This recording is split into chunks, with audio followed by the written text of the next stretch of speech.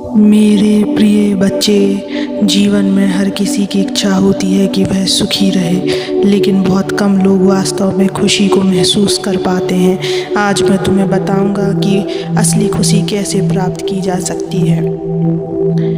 बच्चे, मैं आज इसी सत्य को तुम्हें बताने आया हूँ। इस सत्य को पूरा सुनने से पहले इस चैनल को सब्सक्राइब कर लेना, इस वीडियो को लाइक कर देना और कमेंट में ओम नमः शिवाय लिखकर अपनी परेशानियाँ लिख देना।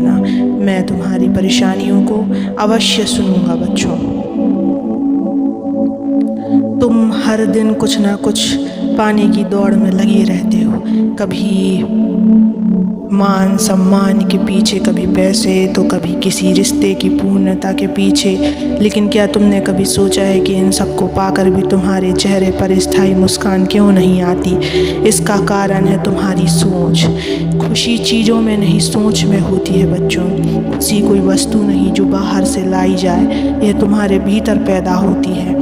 जब तुम यह मान लेते हो कि तुम्हारी खुशी किसी चीज़, व्यक्ति या परिस्थिति पर निर्भर है, तब तुम उसे खो देते हो, क्योंकि वह चीज़ें बदल सकती हैं, लोग बदल सकते हैं, लेकिन तुम्हारा मन अगर स्थिर और सकारात्मक है तो तुम हर परिस्थिति में मुस्कुरा सकते हो। तुलना छोड़ दो।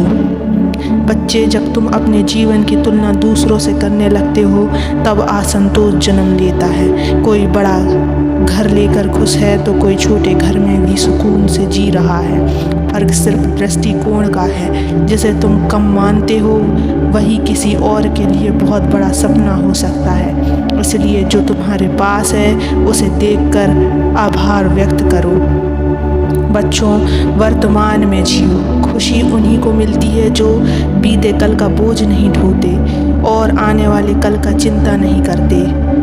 जो अभी के क्षण में जीते हैं वही सच्ची खुशी का अनुभव करते हैं। हर सांस, हर पल जो तुम्हें मिला है वह एक वरदान है। इसे पहचानो और इसका सम्मान करो। बच्चे, अपेक्षाओं को सीमित करो। तुम दुखी तब होते हो जब तुम्हारी अपेक्षाएं पूरी नहीं होती।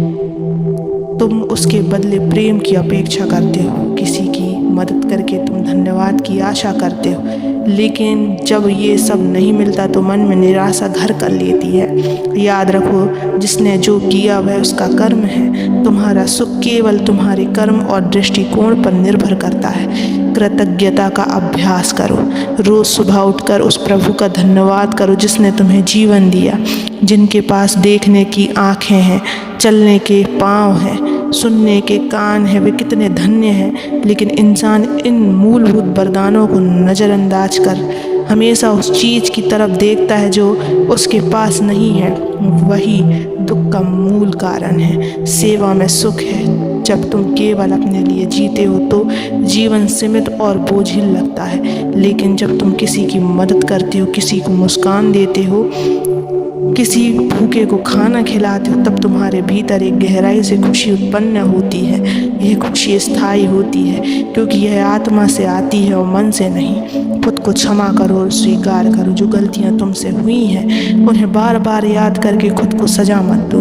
आत्मग्लानि से ना तो अतीत सुधरता है और ना ही वर्तमान सुखी बनता है। जो हुआ उसे स्वीकार करो, उससे सीखो और आगे बढ़ो। तुम तब तक खुश नहीं हो सकते जब तक खुद को माफ़ नहीं करोगे। तुम दूसरों को समय देते हो, उनकी इच्छाओं को पूरा करने में लगे रहते हो, लेकिन अपने मन की सुनना भूल जाते हो। हर दिन कुछ समय खुद के लिए निकालो, चाहे वो ध्यान हो, प्रकृति में चलना हो। बस चुपचाप बैठकर प्रकृति का आनंद लो। यही समय तुम्हें भीतर से जोड़ता है। अपने भीतर को, ईश्वर को अनुभव करो।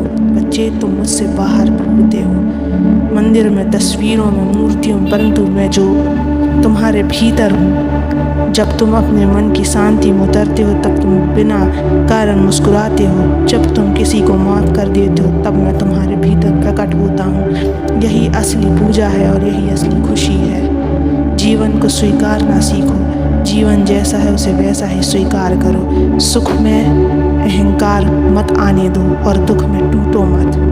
यह जीवन एक यात्रा है। इसमें चढ़ाव भी होंगे, उतार भी, लेकिन जो हर परिस्थिति में स्थिर रहता है वह सच्चा योगी है और वही योगी सबसे ज़्यादा सुखी होता है। बच्चे, एक बात और समझ लो, खुशी कोई मंजिल नहीं है, यह तो एक यात्रा है। जब तुम इस भ्रम में जीते हो कि एक दिन सब कुछ ठीक हो जाएगा और तब मैं खुश रहूँगा, तब उस खुशी को टाल रहे होते हो जो आज अभी इसी क्षण में उपलब्ध है। तुम्हारे भीतर लगातार विचार चलते रहते हैं, चिंता, अफसोस, उम्मीद, भय। यह शोर तुम्हें भीतर की शांति से दूर कर देता है। जब मन शांत होता है तभी आत्मा बोलती है, और आत्मा की आवाज़ सुनकर जो चलता है वह जीवन को समझ जाता है। तुम्हें खुश रहना है तो पहले अपने भीतर उतरना होगा। बाहर के शोर से दूरी बनाओ और अपनी अंतरात्मा से जुड़ो। ध्यान कोई बड़ी साधना नहीं है, अपने भीतर उतरने की सरल क्रिया है। रोज कुछ पल आंखें बंद करके बस अपने मन से कहो, अब मैं तुम्हारे साथ हूँ, यही मेरा साक्षात्कार है। अत्यधिक चीज़ें इकट्ठा करना, दिखावे के पीछे भागना, यह सब तुम्हारे भीतर एक खालीपन को भरने की कोशिश है। लेकिन यह खालीपन बाहरी चीज़ों से नहीं भरता, यह तब भरता है जब तुम्हारी सादगी से जीते हो, कम से कम संतोष अनुभव करते हो।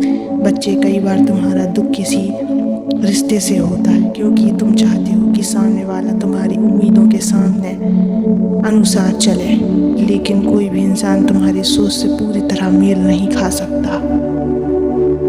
अगर तुम किसी को वैसे ही स्वीकार ना कर लो जैसे वह है, तब तुम्हारे मन का बोझ हल्का हो जाता है, और जहाँ बोझ कम होता है वहाँ सुख आ जाता है।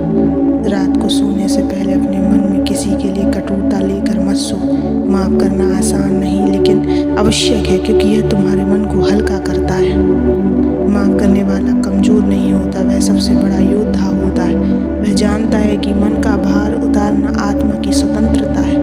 बच्चे, तुम सोचते हो कि जब सब ठीक होगा तब मैं मुस्कुराऊंगा, परंतु सच तो यह है कि तुम्हें खुश रहने की अनुमति अभी देनी होगी। खुद से कहो, मैं उस प्रभु की संतान हूँ जिसने मुझे जीवन दिया। मेरे भीतर दिव्यता है और मुझे इस जीवन को एक उत्सव बनाकर जीना है। जब तुम ये मान लेते हो कि तुम्हें मुस्कुराने के लिए कोई विशेष कारण नहीं चाहिए, तब हर छोटी बात तुम्हारे लिए वरदान बन जाती है। यदि तुम सच्ची खुशी चाहते हो तो जीवन को युद्ध मत समझो, सब समझो। हर दिन को एक अवसर मानो, हर गलती को एक सीख और हर बाधा को एक अध्याय। तुम्हारी मुस्कान सबसे सुंदर मंत्र है जिसे देखकर कई टूटे हुए लोग भी जी उठते हैं। तुम अगर मुस्कुराते हो तो समझ लेना कि मैं तुम्हारे साथ हूँ, और यदि तुम दुखी हो तो भी जान लो मैं तुम्हारे बिल्कुल पास हूँ। बस तुम्हें पुकारने की देरी है। अब उठो, मुस्कुराओ और कहो, हे महादेव, आप मेरे साथ हैं, इसलिए मैं जीवन को मुस्कुरा कर जीऊँगा। और यही तुम्हारी सबसे बड़ी साधना, यही तुम्हारी सबसे बड़ी पूजा होगी बच्चों। और इस